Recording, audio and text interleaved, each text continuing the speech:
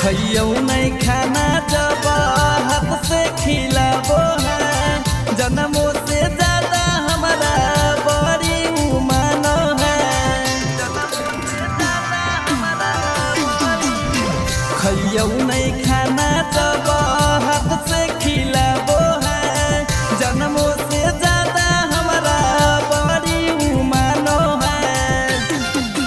हम धोवल धावल सुधानियन दूधाहियोगे, हम धोवल धावल सुधानियन दूधाहियोगे।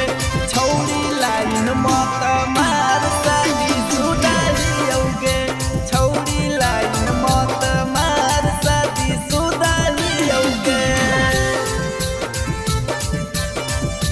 छौरी लाइन मत मार